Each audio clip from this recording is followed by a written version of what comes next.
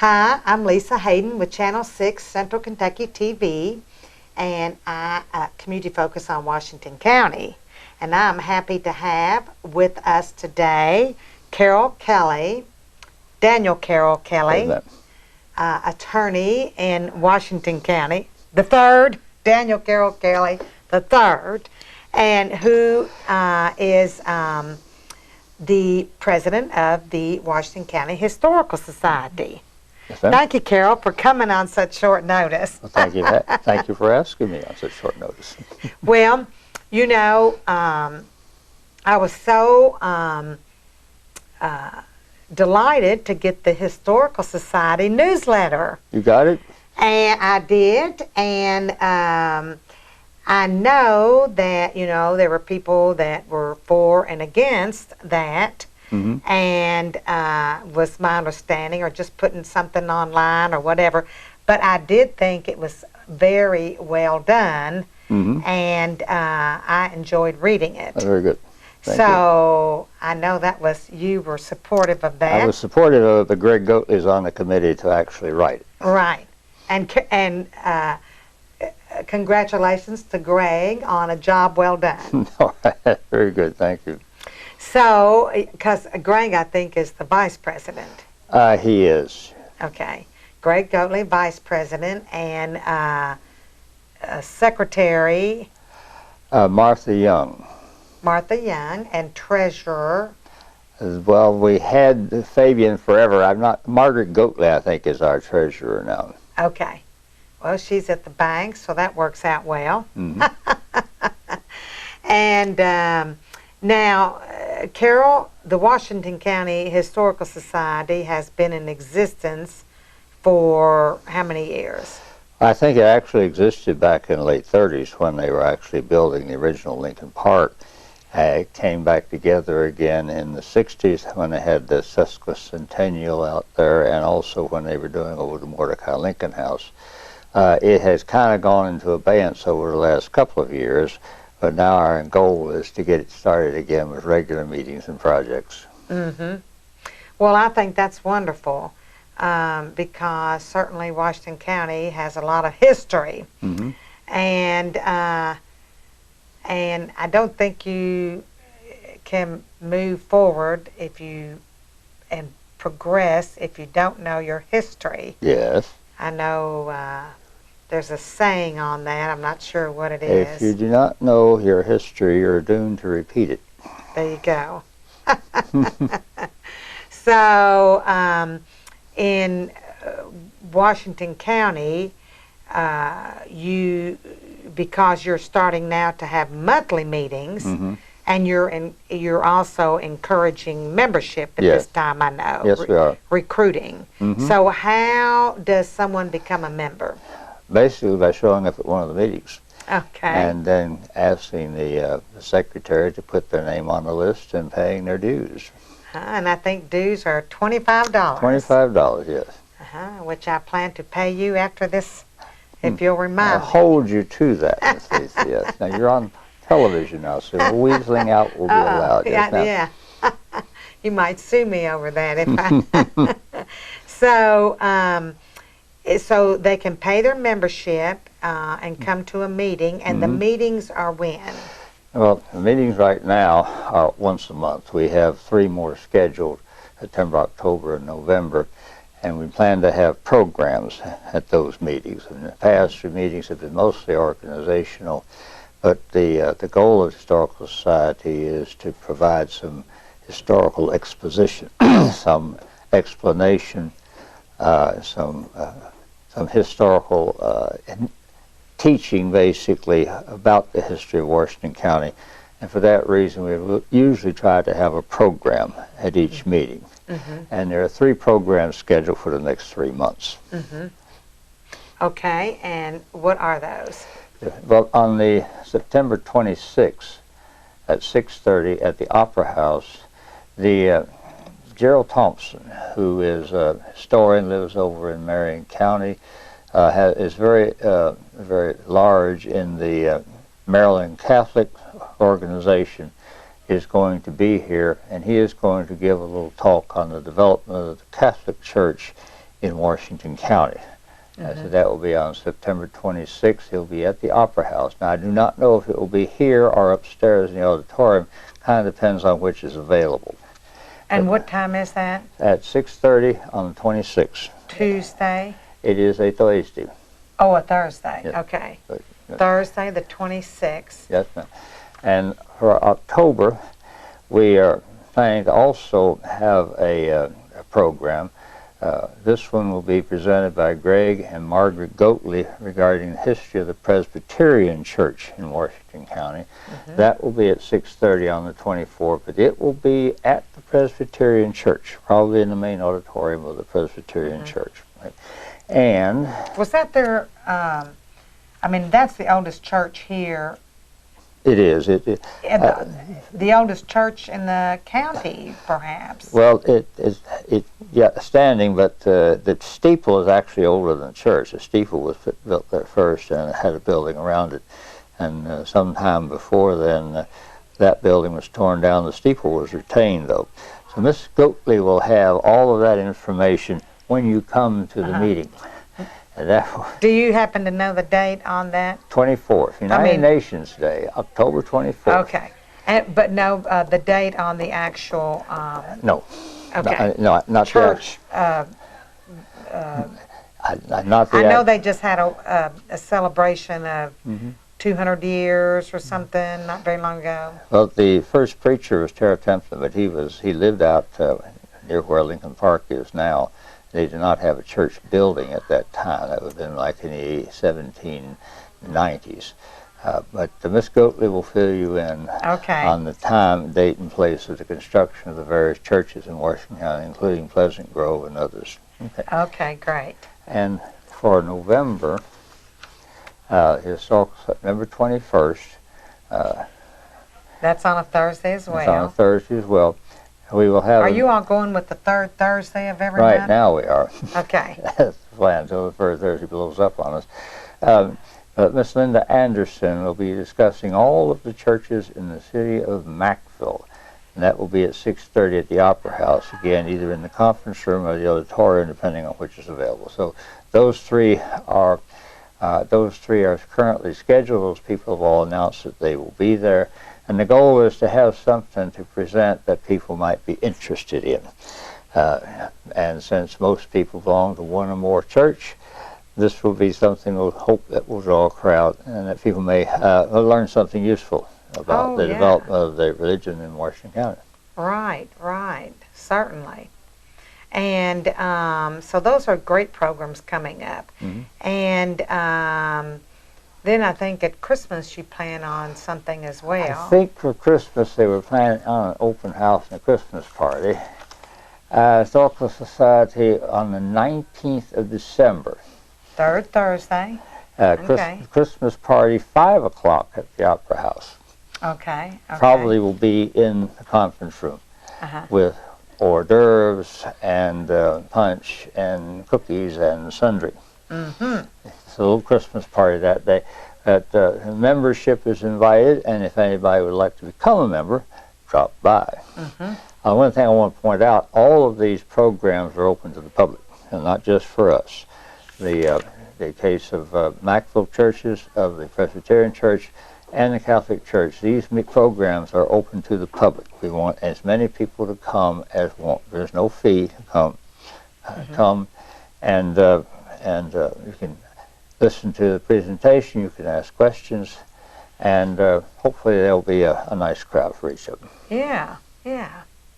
And hopefully that will encourage others to become members. Hopefully they'll become members, and we will continue to try to have programs in the new year. In the summertime, with a lot of people being on vacation, it probably will just be organizational meetings. The programs will go on in the winter and in the fall. A lot of people taking vacations in the summer. Yes, ma'am. So, now, Carol, what are some of the other objectives of the Historical Society? Well, if it was part of the trouble we have is that the Historical Society, as it has existed, has been has been reduced somewhat by the virtue of the death of a number of its very prominent members, such as Mary Thelma Kelly and Jack McElroy and whatnot. Bubba yeah. Robertson was always interested in that, and Mary Jo McGuire. So the goals right now is not to do so much historical research as providing information to the public at large about the history of Washington County. One interesting little twist has come along. It seems that the Lincoln family is from England. They're from Norfolk, England. And Stephanie McMillan, who is a member of the Historical Society, has made contact with the Lincoln family in Norfolk, England. And the Hanks are from there also. Yes. The people in Norfolk have expressed an interest in learning about the history of Lincoln in Kentucky. And there's even been some discussion of the possibility that they may come here in the next year or so for a tour of the Lincoln sites. So that is an interesting thing that's turned up. Also, the county judge came to one of our meetings a few weeks ago to discuss the Mount Zion Bridge. It seems that when the state put the money to redo the bridge, they didn't put up any money at all to do anything around it. So for parking or concessions or security or lighting or anything. And so he wanted the Historical Society's ideas on the possibility of raising a little money to get the publicize the bridge and also create places to park and whatnot. It's also been talked that the bridge may end up on the Bourbon Trail. So it would draw more interest that way. That, however, has not gone into a result yet. That is just a proposal that was under discussion. How would the bridge go on the Bourbon Trail? Basically, it would show up on the maps, both the electronic maps and the paper maps, that if you're going to pass through Bardstown to Marion County to Springfield, that the covered bridge would be marked on those maps, and there would be an opportunity for people to go there, park there, have a little some information about the bridge, but to walk across it and back and things of that sort. Because that bridge is the longest one in Kentucky. Something about the span too. Yeah, it's unusual in that it's a very long bridge and it has a center pillar. Many of the bridges like did not have center pillars because they did not span a very long river. But the difference is that in most towns you have these two separate bridges, one here, and they meet in the middle. This particular bridge is one long construction from one bank to the other bank with a brace and it'll hold it up. So that's unusual. Most of them were not produced in that particular style. But it's a bridge. It has the bow arches to hold it up, and a great deal of money and effort was put into restoring it. And it is a very nice bridge, but it's kind of off the beaten path. Right. So the idea of see if they get on the Bourbon Trail is how the path beat its way past the bridge. That's how the general. Maybe we can have tastings out there. Yes, and. It would be nice because parking and things, and be able to maybe landscape and things as well around there. Those are the things that the judge was talking about. Some funds to do some development around it, so as to make it more accessible, and also to present it. There's no history written down out there about it. So pamphlets and bulletin boards and things that would show when it was built, and when it was authorized, and when it was rebuilt, things of that kind. Nothing of that is currently available out there, but it could all be put there. I think that's a great idea. I know that there's a lot of interest. You know, when I get visitors at Lincoln Homestead, that they want to know about the bridge. Yes. Of course, we need to keep people from these kids from tearing it up again and putting graffiti on it. So lighting is certainly an issue. Yeah, lighting and cameras to protect it would. It's probably not realistic to try to fence it off, but lighting and cameras might serve to deter the worst of the vandalism.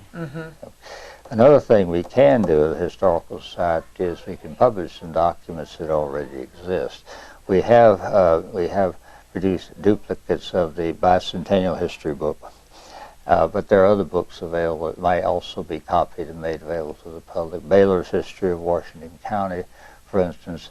The McCord Diary is, I don't know if you ever had a chance to read it. It was a diary written by a man named McCord, beginning around 1830 and going to the end of the Civil War. He talks about life on a slave plantation and about the Civil War. And McCord from here in Washington yeah, County? Yes, speaking? family is here, but he lived on Spalding Lane. If you go out Spalding Lane, you will come to a, it looks to be like a small stone meat house or something out there. That was once part of the plantation. And the McCord Diary is quite lengthy and it's quite interesting. We have it, all the pages of it, but it's never been published for the public at large to read. So it might be, to find a first person original historical information is kind of difficult. So this is not something that's second and third hand. It's written by someone who grew up there. Yeah. He talks about his trip to the Battle of Perryville that day and the arrival of various Confederate armies in Springfield and whatnot. So it is rather interesting book, if we can get that published. Also, Dr. Shuck's diary. Dr. Shuck was one of the doctors who took care of Washington County during the time of the cholera epidemics before the Civil War. You have a first-hand account from him as well? Yeah. And also, that's C's diary. His is kind of incidental. He didn't write it every day, but it's interesting in there because he's the only one of the diaries ever found that mentions the New Madrid earthquake. Really? He felt the New Madrid earthquake here in Pennington, wrote it down. We had an earthquake. When was that? That would have been about 1806. Was it pretty significant, that earthquake? Not here, but you could feel it. The question came up a few years ago: was anybody in Washington County involved in any way in the New Madrid earthquake? The answer was, we don't know. But this diary here does in fact mention that he could feel the earthquake on the day it happened. And so that's well, those are the ones we've had since then as well, because I have felt those myself. But the New Madrid earthquake is one of the great epics in earthquake history. I mean, anything that's like it before or since. Did it do a lot of damage? Oh yes. In fact, well, they say that the magnitude was so great it actually forced the Mississippi River to go backwards briefly. Here in Washington County? No, down in East Kentucky, down in West Kentucky, where it happened on Columbus and Hickman County. It actually caused the river to go backwards briefly because it shook the ground so badly. Also, you ever heard of Reelfoot Lake? No. It's a swampy lake down in East Kentucky. West Kentucky is quite famous, but before the earthquake, it was Reelfoot Land. Now it's Reelfoot Lake. The earthquake dropped the land down about 20 feet and it flooded it. And so we wow. I mean, I knew we were on that New Madrid fault, but I didn't know anything about that earthquake. It was, if it had hit something like that, had hit New York or Washington, it would be catastrophic. But it is one of the highest highest measured earthquakes ever in North America. And, really? Yeah. And golly. So that's why Memphis and St. Louis all kind of live on a risk that something like that may happen again, and it could be rather disastrous. I mean, we can have the repercussions from it here. Oh yeah, supposedly if you read about it, that supposedly it rang the church bells in Charleston when it happened. It shook that much. Yeah. So, but anyway, he mentions that in his diary. He doesn't say anything damage was done here. He just says we had an earthquake yesterday, and that was the day of the earthquake in New Madrid. So anyway, there is some original historical documents that might be published, that might be copied and sold and made available.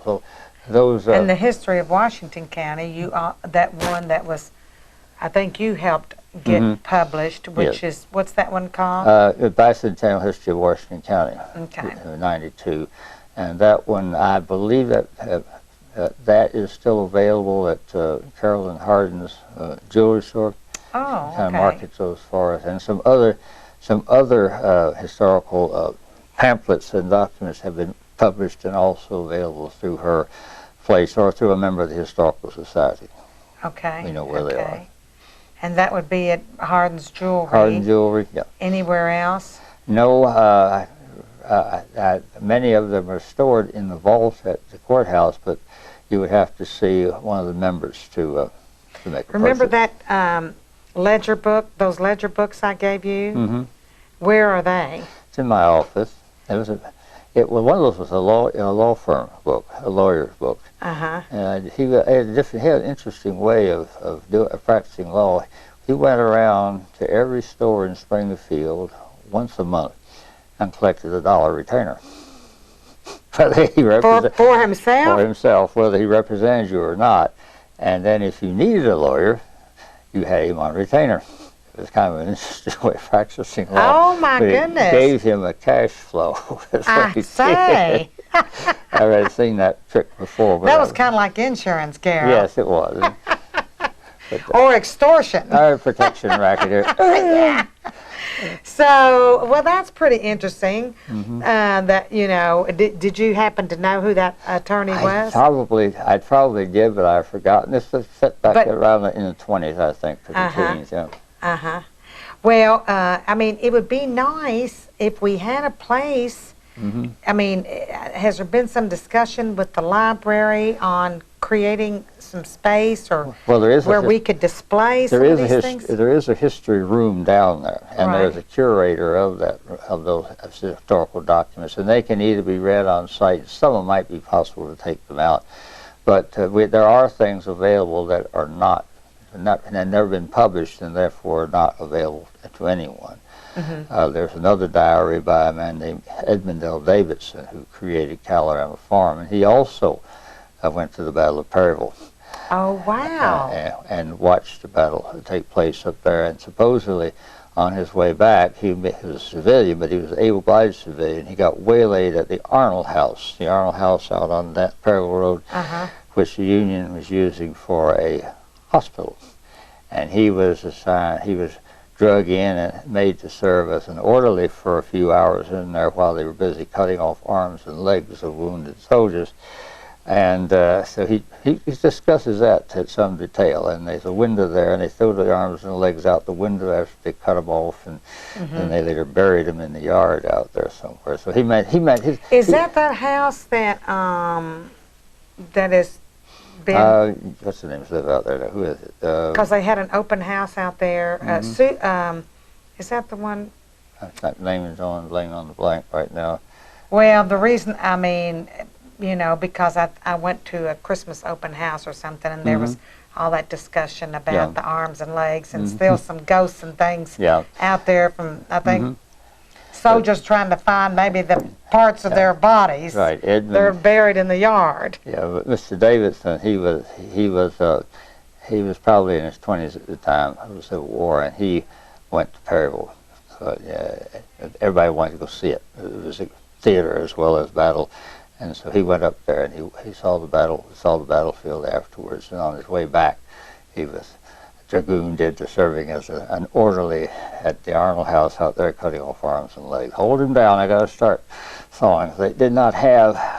Can you imagine people going to watch a battle and having a picnic lunch and watching people getting killed? People did do that. They would do that, and but his book also is something that we might be able to get published. It's a diary.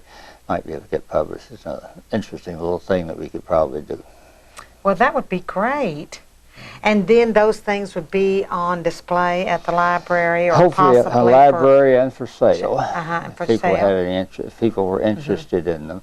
But like I said, the people who used to be really serious about history have mostly passed on, and so it's not as common nowadays to find younger people who have much interest in it. That's a fact. We're stuck with that.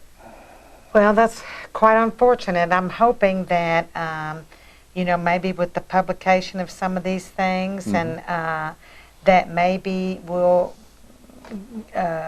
garner some attention and some interest in becoming members of this historical society and wanting to, I mean, you think about all this stuff with Ancestry.com and people finding their roots and, you know, those are things that they can get also through this historical society. Yes, the historical society could help them because a great deal of genealogical information is available in the county, especially at the courthouse. As I tell people, we never had a fire.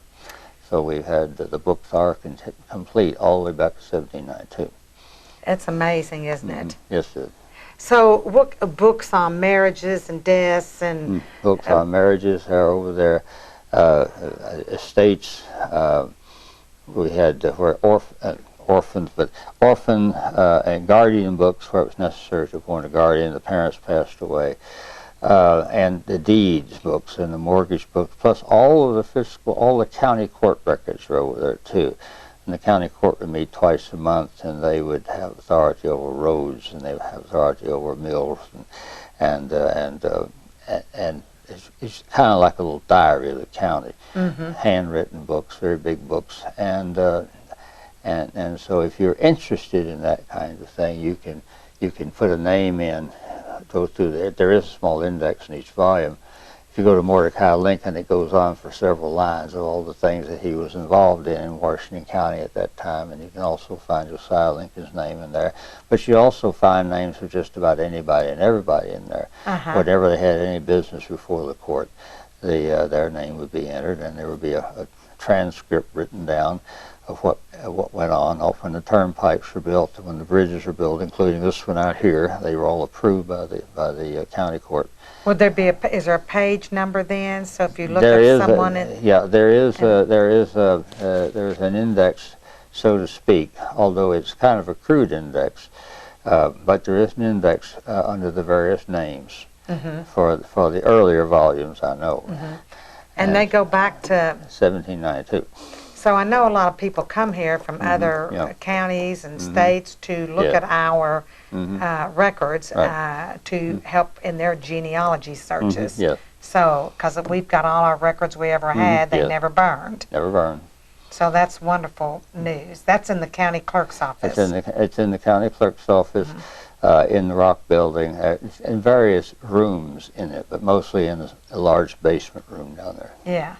Well, one question I have before you leave, because I had the county clerk on, and so the question is the marriage bond of Nancy Hanks and Thomas Lincoln, Abraham's parents, is the original still in the vault? Yes. In here at our courthouse. Yes, I saw it a couple of years ago when they had fireproof. We had some people down here from Frankfurt they were doing some Lincoln promotion both here and at Hodgenville and whatnot, and I think Glenn Black was the county clerk at the time, and so he opened up this rather large portfolio on the desk back there, and I picked it up, and I said, "Well, here it is." I handed it to this guy. Which I've seen it before and I've handled it before. I looked, there it is, and well, really? But it has the marriage bond is in there, and a number of. I mean, I guess it's preserved in some way. I think it is now. I think it's been encapsulated. I think that was done at the National Archives a few years ago. But so they did that for us, and then we got it back. Yes, it's about that big. That big, and it's still legible. It's still legible. But that is the original. That's why they had it for a while. They had it. Because they... I think they did, because they were worried it would fade. Right. But also in that folder there are affidavits from the Hardesty family. Who was very closely allied with Lincoln. It was one of the Hardesty men who said in the 1880s, "My father was at Lincoln's wedding. I know he got married. Thomas and Nancy got married because my father was there, and he told me about it." And he came here, and the clerk, based on information, went through what were called unrecorded instruments, a box where you toss things in, never been indexed to anyway, and he found it in there. His documentation of attending the wedding. He found the he found the marriage bond. Oh, But the thing is, these people then produced affidavits and writings attesting to what the oral history was, and those documents are also in this large portfolio. And they're also copied largely in Orville Baylor's history book, too. good. Well, these are great things. You've told us, given us a lot of good information today, Carol. Yeah. And I want to thank you for being here, and I want to encourage our listeners to join the Historical Society and to learn more about your history in Washington County and probably your ancestors. So, and they, Carol, if they need additional information, can they call you? They can call me. And that number is? 336-3766. My office here in Springfield. Well, your office is on Springfield on Cross Main Street, across from the 1816 courthouse. Yeah, catty corner to the 1860. Well, okay. Across from the jailer's house, actually. So anyway, well, thank you very much for being on. I look forward to hearing more about what's going on. Yes, thank you and I for want having me. everyone to come to those programs. Yes, that's Thanks. right. Thank you, Ms.